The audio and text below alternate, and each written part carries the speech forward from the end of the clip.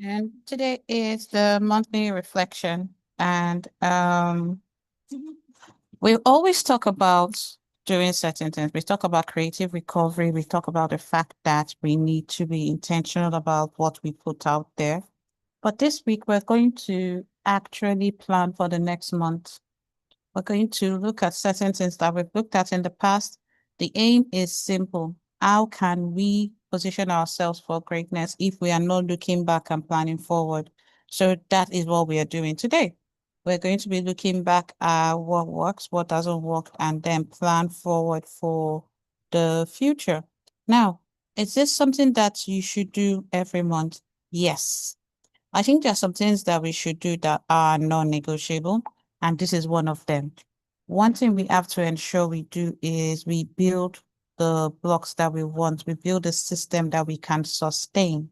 So I'm not asking you to just buy a new planner. I'm not asking you to download all the apps. What I'm asking you to do is start where you are and work with pen and paper and build intentionally. So we're going to go from building reflection to reading. We've done quite a lot of things. One thing you always hear me say is data is not a date on the calendar, neither is someday a time on the clock. We need to be intentional about what we're planning. We need to be specific. And during this session, you'll be asked to go to your calendar and look at the appointment you have for the next month. But before we do that, let's look at this. Why are we pausing? Why are we here? The first thing is this: we are here because there's so much noise going on around us, and this forces us to pause and reflect. Simple. To stop what we're doing and reflect on what's going on in order for us to build it's a system that works for us. And if we just take any system, for example, you take a system that I have built without making it suitable for you, the system will collapse. So we are looking to reset, rebuild, and recover. So we're going to go from just having goals simple that are, oh, I want to achieve or make $10 million this month, to building a reading, to building your personal curriculum. So it starts with that. And it's time for a little honest check-in. So wherever you're listening from, this is a question. Why don't we do what we said we will do? Now, this was a question we asked last week and we answered it, but I want to know if your answer is still the same. Do you do it because you want to delay? You would say, oh, I will do it later, so you're procrastinating? Or you're resisting the work, you just feel that there's something that is a form of resistance that makes you not do what you want to do? Or sometimes you've completely forgotten what you said you would do, or you're overthinking. Why are we looking for these signals? Why are we looking for this pattern? If you have all four patterns, then you work on them. If you have two patterns, you work on them. But it's always good to have that honest check-in with yourself to say, where am I? And the truth is, sometimes we are in denial. They're like, no, no, I never resist. I always do what I'm supposed to do when I'm supposed to do it and how I'm supposed to do it. If that's not true for you, then you are just building based on a system that works for somebody with the solutions that the person has provided and the patterns and habits that the person had, not the person you are. So that's something we have to look at. And let's look at ourselves this month. What goals did you set last month? Now, most of us didn't set goals last month. If you didn't set goals last month, then say I didn't set goals last month. However, if you did set goals last month, now this is a time for you to say, okay, these were the things I said I want to achieve. Today is the 29th of September, so you still have tomorrow, 30th of September, before the new month starts. You'll be able to do your own reflection by yourself. By asking yourself, what goals did I set last month? Write them down. And some of these goals may be subconscious, some of them maybe have been intentional. Write these goals down. And I'm not asking you to write the goals for every area of your life. Sometimes you could. So you are like, okay, this was my goal with regards to my health. I want to go to bed on time. I want to take my vitamins. I want to start taking vitamins. I want to start going to the gym. I want to eat properly. Those could be goals that you have set. for yourself when it comes to your fitness, when it comes to spirituality? I want to go to church. I want to start attending midweek services. What do you want to do? And when you look at these things and you reflect on them, the next question you ask yourself is what actually happened? So the truth, not your plan. So your goals are your intentions. So this is what you intended to do. And when you look at your intentions, you're like, okay, my intentions were clear, my intentions were simple, but what were my actions? So this is about your actions. Don't worry about your intentions alone. What were your actions at the end of the day? Then the next thing you have to think about is what drains you the most. Now, everybody has what drains them, and you have to identify what drains you. What drains you the most? For me, what drains me is picking calls a certain time of the day. It drains me.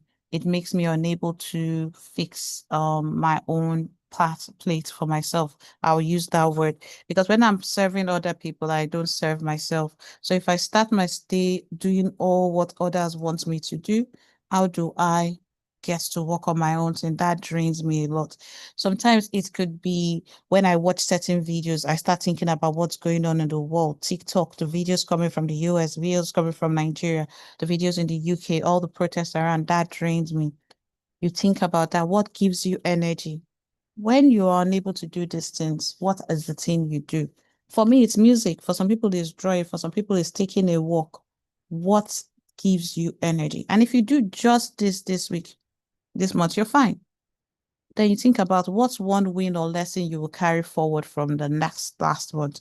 So think through your week. You may think through the past 4 weeks. You may say, oh, there was nothing that I achieved, but no, not necessarily. Think about the wins that you will carry to the next month.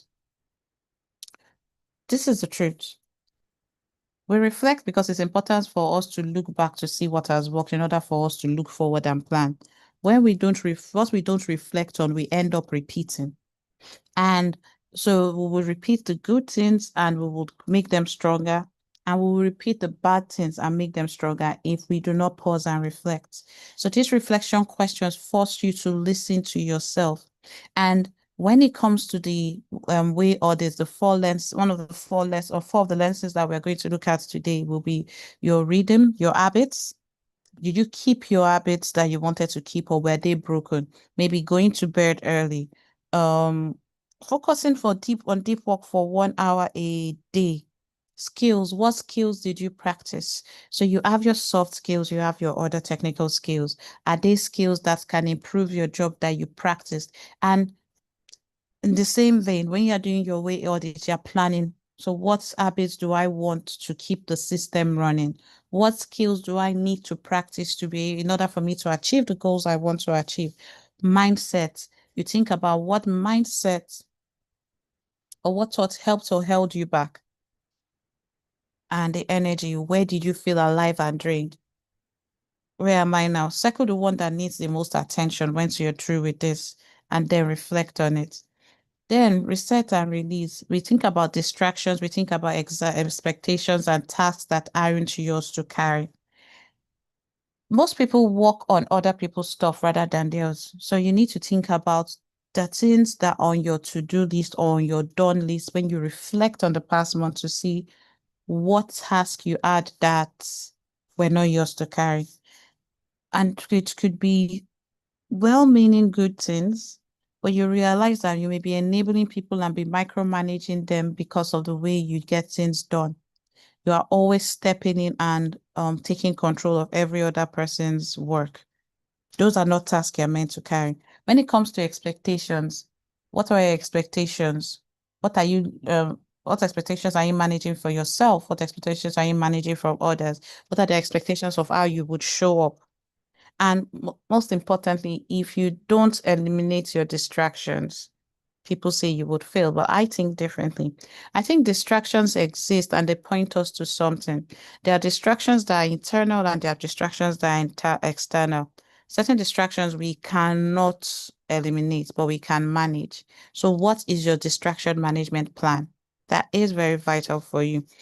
The reason I say that distractions expectations and your task management is vital because you can't build a new reading while carrying the weight of the old one. The way audit, where are you audit? We're looking at it through four lenses. We said habits, mindset, skills, and energy. It just helps you keep moving. And this new month, now that we've done the reflection, we've looked at what has worked or what did not work, let's plan for the new month. First things first, three goals you want to achieve. And we're going to look at the goal. We're going to look at the first step and what exactly you want to do. So what is the goal and why does this matter? So you have a specific goal that you selected for yourself that you want to achieve. I'm saying three goals. One can be a maximum attention goal. The other can be a minimum attention goal, and the other one can be a medium attention goal. But three goals that you want to achieve, these focus areas, these things that you will know that by when you and I are having this conversation, 31st of December of October 2025, you know that you will achieve these things. Why does this goal matter to you? So we pick one goal. My goal is to set up the alignment conference. Why does it matter to me? I need to start planning my end of year conference so that people that are supposed to attend it get the benefits and it's not rushed. I need to work with the vendors, work with the team so we have something that is fantastic. What's the first step? The first step is choosing a date so that I walk backwards. That's it. So I have said this, and what exactly will I do it? I will choose my date before the 10th of October. That is what you're doing. You're not waiting later to do these things. You're doing them immediately. Because when it comes to your weekly routine or weekly rhythm, I want you to capture, I want you to choose, I want you to commit, and I want you to protect. And this is where I say your calendar comes in. What's on your plate? So yeah, that means you're going to look into your calendar and say, or your WhatsApp messages or wherever you are writing things that you have to do. Capture every single thing that is on your plate, on your master list. Then you choose, right? You could use the 6Ds method to choose what matters. So you're like, okay, we define a master list like a brain dump of every single thing that you have to do. It's not a to-do list because a to-do list are things that need to get done, but it's a list that captures every single thing, whether are things that you're delegating, things that you will delay, things that you will defer, things that you will do, or things that no. And if you're looking at it from that perspective, you're capturing this. So I say every week you ask yourself this question, what's on my plate? And what's on my plate is based on your master list. You're looking at what matters most to you. So for example, when you're doing this reflection, I want you to think about this. Every week you ask yourself this question, what's on my plate? Most of us book everything on a Google Calendar. So go straight to your Google Calendar and say, what are my commitments? What do I have to do? What are the obligations I have set for myself? And when you look at the obligations, when you look at the commitments, when you look at what you have to do, you know what you have time for. So you have 168 hours in a week. One thing that is on your calendar is already creative recovery, which is every Monday, 7 to 8:30 or 7 to 8 if we are not doing reflections. And you capture that. You're like, okay, I still have 166 hours in the week. What else do I have to do? You say, oh, I have to go to church. Those are things that you have to do. Then there are other tasks and activities and projects that you are involved in. You want a situation when you are choosing what matters most. You are able to define it clearly, decide what you're going to do, decide what you're going to defer, decide what you're going to dump because you can't do every single thing on your list. It's impossible for you to do every single thing. And if you have any questions or you want me to go back on anything, let me know. But for now, we are looking at the capture part. Then we're going to choose. Then you make a commitment. When it comes to your weekly plan, and you've looked at what's on your plate, what are the 2 to 3 non-negotiable things that you must do? I think we always stop here. We just stop on writing a to-do list. Planning for the week is more than writing a to-do list. It's about blocking out and protecting that time to ensure that what you said you will do, you will do. Most of the time, we have good intentions. The reason I say do intentions, actions, then your response to it, your reactions to that. What did you learn from this is setting intentions, setting action, setting intentions, setting goals. It's not impossible to do that, but taking that action and taking it consistently is where most people struggle. So you think about 2 to 3 non-negotiables that you must do. So this is on your must-do list. Your non-negotiable is your no matter what, I will do this thing. So let's look at it for this week. If you're looking at this week, even if you're just joining, try this. Look at your calendar. What's on your plate? What are the things that you just have to do? Write them down. Then choose what matters most. Even if you have a lot on your plate that you've captured on your master list, you still have to make a choice. You're like, okay, based on deadlines, this project is due 10th of November, but I can commit 1 hour to just writing the brief first. Okay, you're choosing that. You know that you won't commit so much time to this. This other project is due on this time. It becomes a priority. You need to stop outsourcing your personal improvement and your own curriculum to others. Taking ownership is not just by saying, oh, I will do it, but it's about protecting your energy, protecting your time, and blocking time in your calendar. Every single thing you have to do must go on your calendar. And for me, because we've done the monthly, we've done the daily, now we've done the weekly. So monthly, I will recap. For this month, choose 3 focus goals. One could be the top priority, and then 2 other goals or 2 other focus areas. You have to now look at why this matters, what your first step would be, and what exactly will you be doing.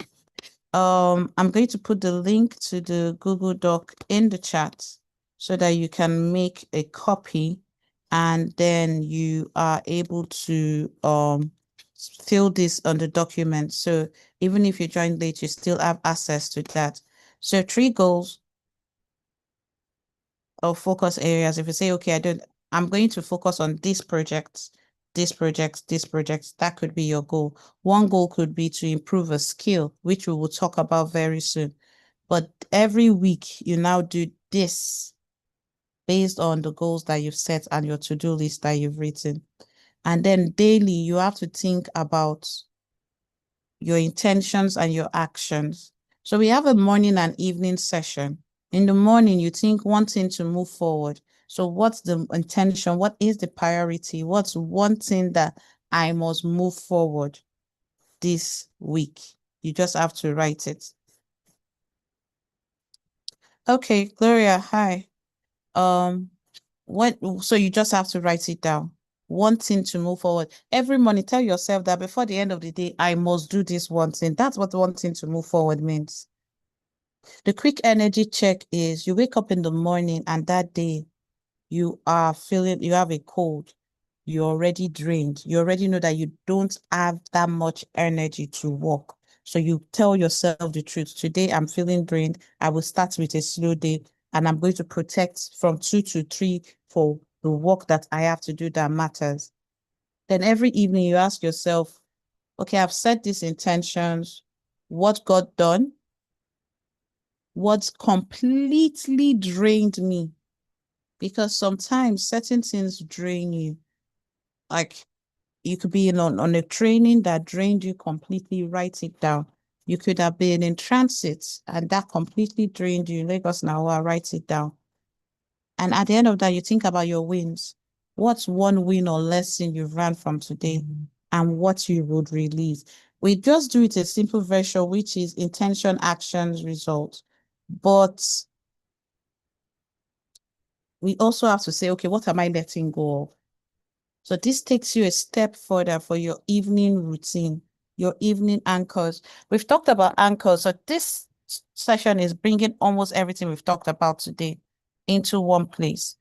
your anchors, your pattern identifiers, every single thing that you're doing every month is what we are discussing. So I talked about your patterns. This is what I do. You could do us only at the start of the week and at the end of the week. It's up to you. But this is what I will say. At the start of the week, you have a session with me where we do this. After that, you should also do something in the middle of the week on Wednesday to check in and plan and see if you are still on track with what I said or if anything changed because of your own obligations. Then before the weekend starts, you have another session where you plan and say, these are the specific activities I'm going to do on Saturday and Sunday. Knowing that I have weddings this Saturday, knowing that unexpectedly they've called a family meeting, I won't be able to do as much as I wanted to do. So this is what I will do on this day. This is what I will do on this day. This is my own way of tracking myself and holding myself accountable. I do one with you today. I do mine on Sunday, then I do middle of the week, and then I do on Friday. Then I come back and I do again on Sunday. Why am I asking you to have a system that works for you and not a system that I am dictating? I believe by talking to you about the principles, we are able to get better work done. We're able to focus, we're able to do what needs to be done. So rather than just telling you what to do, let's talk about the principles. And then you can build your own system by yourself. Okay, so the accountability system that we talked about is your daily anchors, your weekly check-in, your weekly reflection, you do that. If you have time, do your midweek reflection. But you can't just be doing this in isolation. You need to have a accountability body. So you either do it with the group or you have someone else that is holding you accountable. And with the group, we have to start saying, these are the goals I want to achieve this week. So if you don't do it, we can call you out. And when we call you out or when we remind you, because as we're all going to be working as accountability coaches, we need to know, okay, these people that are working under me, what are the things that they said that they are going to achieve? It's not about you punishing them, or it's not about us punishing them, or it's not about punishing the person that is holding you accountable or punishing yourself. It's about building trust with yourself and with the person holding you accountable. Most times we just say things we don't without any intention of doing it. Let's do things differently. And when we do that, when we understand that we are responsible for our own growth, we have to kind of understand we are building our own curriculum. We are building our own curriculum. So what is everybody supposed to do? You're supposed to design the curriculum that you want to work with. We talked about this week. I mean, earlier this month. We said, choose a book you will return to, one creator you would listen to, and one strategy approach you will test. Now, this is all based on your This is all based on your skills that you want to improve or the projects that you're working on. But it's simpler, it's clearer, it's actionable. You need to list the book you will learn from, the creator you will listen to, and this month you listen to that person religiously. You schedule the time that you will listen to, and then what strategy are you using? What are you applying? What are you testing this week? Is this month about improving an habit and you have a strategy to improve that habit? Then do it that way. With one thing I would say is all these things is talking about building your personal curriculum. There is so much noise outside, and sometimes people bring different perspectives to the same things. Some people shut down certain people's opinions, and if you are not intentional about the voice you are listening to, you will just be listening to everybody's crap. So you need to decide, okay, I'm picking this person to listen to because they're objective. At this point in time, I need to learn. If you're learning from 5 people telling you 5 different strategies, which one are you going to apply? It becomes difficult when you have so much noise. So some of that noise could actually be good information, but you're unable to filter it. The way you filter it is choosing that person and then choosing that book that you are reading. It's about being intentional. It's not something random. It's not something that is by accident. I say I'm an accidental designer. I know. But there were certain things I was already doing on my self-improvement journey that made what I term an accident to be an accidental. So for everybody here, what do you want to learn how to do? Do you want to learn how to be a better manager? Do you want to learn how to be a better presenter? Set that goal for yourself. Then remember we said you would choose the three voices or the voice, the book for wisdom, and the strategy. You now say, okay, based on this skill I want to improve, this is what I will read, this is what I will listen to. You choose that. Then schedule your time to consume it. I always say the co-working sessions start from 8. Skip those co-working sessions as your learning sessions. They don't have to be long. They just have to be done. And then when you're through, I want you to reflect and apply what you have done. It's about reflection. It's about application. It's not just about moving forward all the time. But once you've consumed this information, reflect and say, what lessons did I learn? Your calendar should show your curriculum, not just your commitments. The commitments you're making to everybody is it's okay. But what commitment are you making to yourself? Your personal curriculum is yours. It doesn't belong to anybody. You get to choose what you are doing. So I am not forcing a book. I can recommend based on the skills. I am not forcing the tool. I can recommend based on conversations, but you choose it. You design your curriculum. You decide how you will grade yourself. I may share my curriculum one day. And I just want to end with this. Don't build your systems on borrowed voices. Build it on chosen voices. Why do I say that? There are 10 million coaches in the world. I am not just going to build on 10 million coaches and just be an echo chamber for everybody. But if I choose somebody, I can go deeper into what they are saying and I can still explore and do my research, because when you are in university and you're writing a dissertation for something, you still explore other resources, but you could have a primary text. Build it on the voices that you have chosen. So in order for you to have a quick win this week, this is what I am asking for you to do. Write your one book, one creator, one strategy. Schedule one learning session in your calendar. Pick the skill you want to improve and complete 1 week of daily anchor and time log. The time log is something we've always expressed. In order for you to improve and be the best version of yourself, you need to study yourself. So rather than just studying every single book, you say, oh, DK, I don't have time to keep the time log, but you have time to complain that things are not working. Things have to work.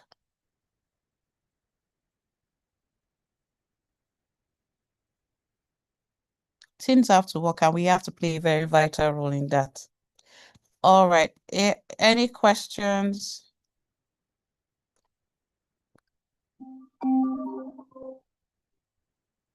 If there are no questions, I will thank you very much for coming and we'll see you again.